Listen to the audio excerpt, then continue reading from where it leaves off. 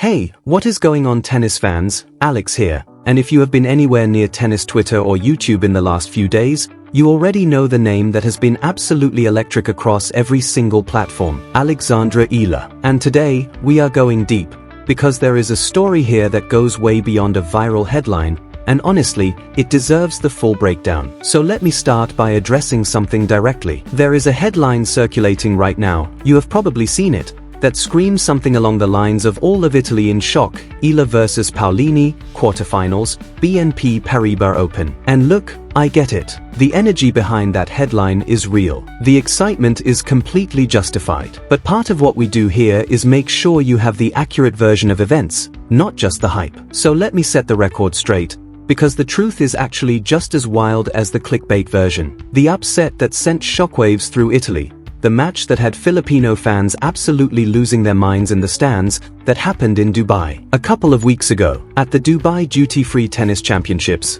under those desert lights, Alexandra Eala walked onto the court against Jasmine Paolini, world number 6, former Dubai champion, one of the most dangerous baseliners on the planet, and she dismantled her. 6-1, 7-6. An hour and 40 minutes of some of the most tactically brilliant tennis you will see from a 20-year-old. Now the reason people are projecting a quarterfinal rematch at Indian Wells? Because both players are here, right now, in the California desert. And if the draw cooperates, the math lines up for them to potentially meet again in the last 8. So that headline is less a report of what happened, and more a fever dream of what could happen. And I completely understand why the internet has run with it. But before we get into what lies ahead, we need to fully appreciate what happened in Dubai, because I do not think people are giving it enough credit. Let us talk about Jasmine Paolini for a second, because to understand the magnitude of this, you need to understand exactly who Eala beat. Paolini is not just a top 10 player on paper. She is the type of player who makes life miserable for opponents. She is compact, explosive,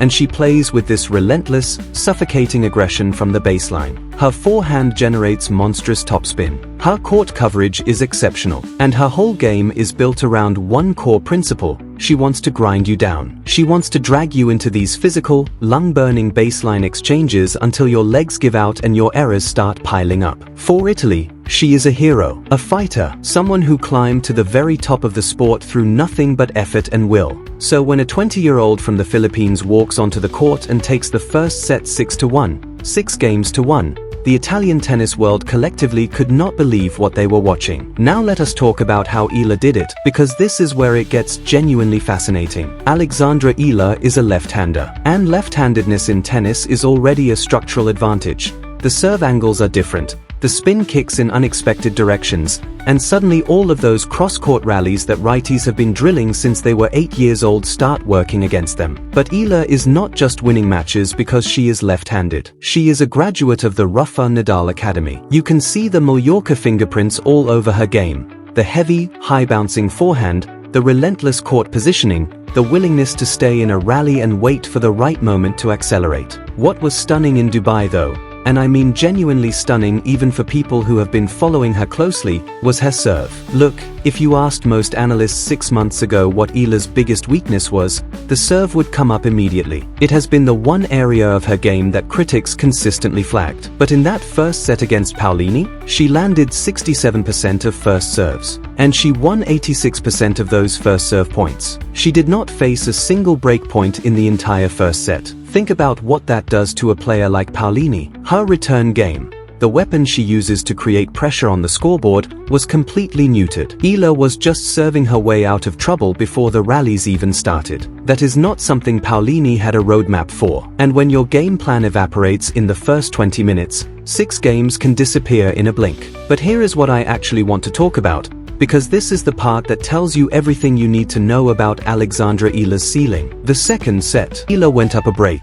Paolini broke back. She went up again. Paolini broke back again. Now they are heading to a tiebreak, and there are Filipinos everywhere in that Dubai stadium, chanting, screaming, completely overwhelmed by what they are watching. And Eala, this 20-year-old kid, had to save 2 set points just to get to that tiebreak. That is the kind of moment that exposes you. That is the kind of pressure that separates the talented from the truly special. The tiebreak was elite tennis. 8 of the first points ended in clean winners. Nobody was blinking. And then, one momentary lapse from Paolini, and Eala absolutely pounced. Forehand winner. Match over. The chants of Ale raining down from the stands. Eala later said in her press conference that she could feel how many people were praying for her in that moment. She said she had to give everything she had. And she did. For Italy, processing that loss, losing to a player 14 spots below you in the rankings, in the manner that it happened, that stings in a specific way. Not just the loss, but the how. She was outplayed tactically in the first set and outnerved in the crunch moments of the second. That is a hard pill to swallow. Fast forward to today, March 5, 2026. We are at Indian Wells now,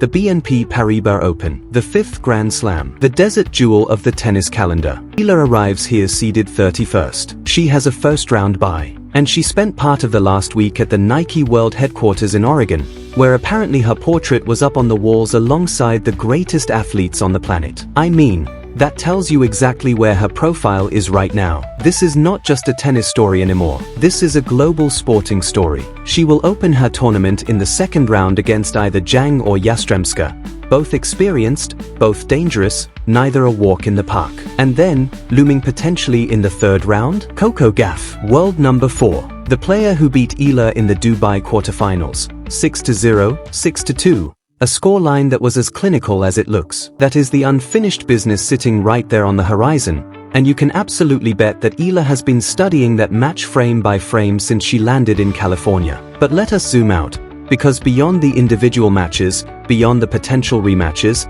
there is something much bigger happening here. Women's tennis is in the middle of a genuine transition. Sabalenka and Swiatek are not going anywhere. They are still dominant forces. But below them, there is this incredibly hungry, incredibly talented wave of players crashing through the establishment. Gauff, Andreeva, and now, without question, Alexandra Eala. What makes Eala's story particularly significant is the timing. Later this month, she heads to Miami, where last year, as a wildcard, she reached the semifinals, defeating major champions like Ostapenko, Madison Keys, and Swiatek in the process. She banked nearly 400 ranking points from that run, and now she has to defend every single one of them. That means every win she picks up here at Indian Wells is not just points on the board, it is a buffer. It is insurance. The pressure is real, it is measurable, and it is the kind of pressure that separates players who are visiting the top 30 from players who are going to live there. So here is where we stand. The headline about Eala shocking Italy is real. It just happened in Dubai, not Indian Wells. The potential for a rematch at the BNP Paribas Open is real.